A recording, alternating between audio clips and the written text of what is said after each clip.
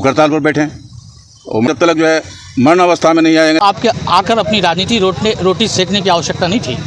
किसी को राजनीति करने के लिए यहाँ बुलाया नहीं गया।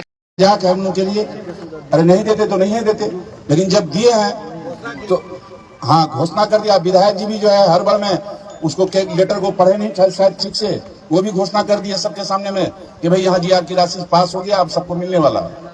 सब खुश हुए और खुश होकर के जो है अच्छा खासा भाषण भी हो गया। यही 3-4 दिन पहले, 4-5 दिन पहले। हाँ, उसके बाद जो लेटर जो हाँ खुल के आया सामने में कि भले आंशिक हो गया, आंशिक में भी होते होते आ गया। सुनते हैं 4000 में क्या है, कितना है 4000 का, तो 4000 के लगभग में है। अब 4000 तो भाई बैठिए आप लोग बैठिए। ये ठीक बात नहीं है। 4000 कैसे होगा? यहाँ तो पानी पानी नजर आ रहा था, कहीं तो खुला सूखा था ही नहीं, कहीं सूखा खाली सड़कें था कहीं कहीं, लेकिन पूरा हर जगह पानी पानी था। ये 4000 का कोई मतलब है?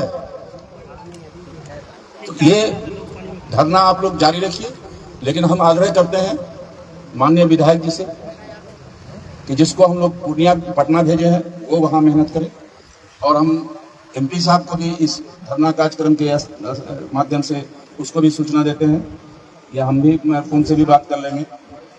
हाँ, उनको भी हम बता देंगे कि वो भी जो है पटना आकर के सरकार से मिले और तमाम लोगों को, जो 50,000 लोगों का सूची है, वो तमाम लोगों को जीआर की राशि मिलना चाहिए।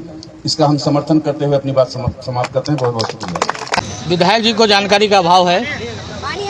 पूर्व विधायक जी को उनको सोचना चाहिए कि पार्टी के जो राष्ट्रीय अध्यक्ष हैं, जो प्रदेश अध्यक्ष हैं, वो किसी भी पार्टी के कार्यक्रम के लिए आह्वान करते हैं। पूर्व के दिनों में हमारे पार्टी के नेता, प्रतिपक्ष के नेता आदरणीय तेजस्वी प्रसाद यादव जी के आह्वान पर पूरे भारत में स्मार्ट मीटर का धरना हुआ था। ये जो आपदा अभी जो वर्तमान में आई है, इस आपदा के लिए क्षेत्रीय स्तर पर जो माननीय मुखिया संघ के द्वारा जो आयोजित धरना था, इलाका में अभी बेबसी का आलम है। लोगों को ज़्यादा से ज़्यादा आपदा का कैसे लाभ मिले, नदी कटान प्रभावित परिवार जो विस्थापित हैं उनके पुनर्वास की व्यवस्था कैसे हो, इलाके में जो नाव की कमी है उस कमी को कैसे पूरी की जाए। उनके समय में ये क्षेत्र विकास के दृष्टिकोण से उपेक्षित था। जितने विषयों पर हम लोगों ने विधानसभा में प्रश्न किया है और कॉल अटेंशन किया है, उनको आरटीआई के द्वारा जानकारी लेनी चाहिए। और अभी भी जो वर्तमान बाढ़ आया है, जिला पदाधिकारी और यहाँ के जो आपदा प्रभारी हैं और सभी विभाग के कार्यपालक अभियंताओं को लेकर हम लोगों ने समीक्षात्मक बैठक की है।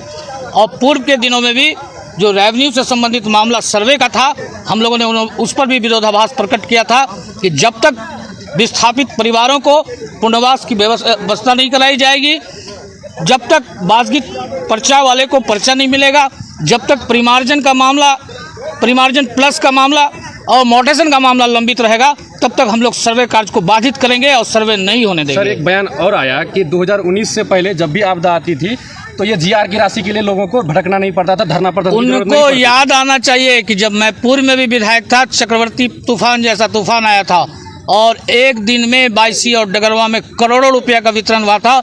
और जितने मृतक थे, मैंने स्वयं सुबह 8 बजे से लेकर 12 बजे रात तक उनको पारिवारिक जो लाभान्वित राशि मिलती है वो दिया था। 87 जैसे बाढ़ को हम लोगों ने झेला है, 17 जैसे बाढ़ को झेला है।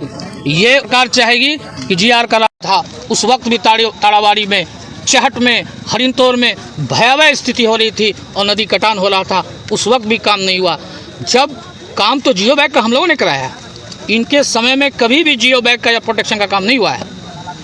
52 प्लेसेस को हम लोगों ने करवाया है, लेकिन कुदरत का निज़ाम है, हर साल बाढ़ आती है, दह गया है। इस साल भी हम लोगों ने प्रोजेक्ट बना के सरकार को दिया है और विधानसभा में अनेकों बार क्वेश्चन किया है। आपको मैं ईमेल दिखाऊंगा, टेंडर का हम लोगों के अनुशंसा पर सरकार के निर्णय के बाद जो हुआ था अमोर और बायसी का वो चिट्ठी दिखाऊंगा, ये एक सबूत है। जहाँ एक पंडाल के नीचे तमाम तबके के लोग बैठे थे, क्षेत्र के अमीर गरीब बैठे थे, जहाँ पर बात तो यहाँ होनी चाहिए, लेकिन राजनीतिक उनको तो हम लोगों ने आमंत्रित किया कि आप एक तजुर्बाकार आदमी हैं, आप आएँ और सही मार्गदर्शन दें, लेकिन उन्होंने आकर यहाँ राजनीति करने का काम किया, जो अच्छी राजनीति का प्रतीक है। सर, एक वो सवाल उठाया कि विधायक जी को इस चीज़ का ज्ञात नहीं था कि आंशिक चीज़ों को कहना वो घोषणा के रूप में बयान दे दिया, बयानबाजी कर दिया, ऐसा भी वो उनको हमको इलाके की बर्बादी जो हुई है किसानों की, इलाके में जो आज लोग त्राही त्राही के आलम में है, भयावह की स्थिति उत्पन्न दुहाई दें, तो मैं कहना चाहूँगा कि यहाँ की जनता ने बार बार सबक सीखने के लिए उन्हें दिया है। अगर सबक नहीं सीखते हैं, पुरानी आदतें लगी है, तो ये बहुत अच्छी बात है। उस दिनों में जब इस सरकार में मंत्री थे तो ये इलाका जिस से जूझ रहा है वो राहत एवं पुनर्वास मंत्री थे, उन्होंने राहत एवं पुनर्वास की। मैं उनका राइवल रहा हूँ शुरू से, और मैं उनके साथ राजनीति लड़ता हूँ, चुनाव लड़ता हूँ। वो हमको ज्ञान के पाठ नहीं पढ़ाएंगे।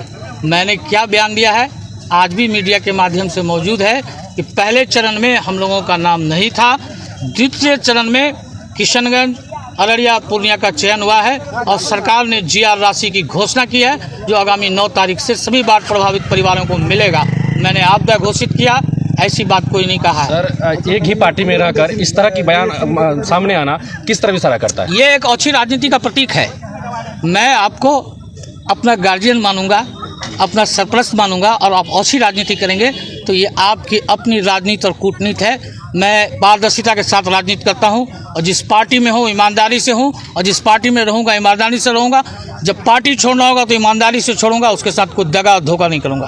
क्या इस मुसीबत के घड़ी में राजनीति करना इतना ही इस मुसीबत के घड़ी में माननीय मुखिया लोग को मैं आभार प्रकट करता हूं, मुबारकबाद देता हूं कि उन लोगों ने जन समस्याओं को लेकर प्रखंड परिसर में एक धरना का आयोजन किया, जिसमें हम लोग शामिल होकर उनको उनके शाना उनको ताकत देने के काम के लिए आए थे, न कि राजनीति करने के लिए आए थे।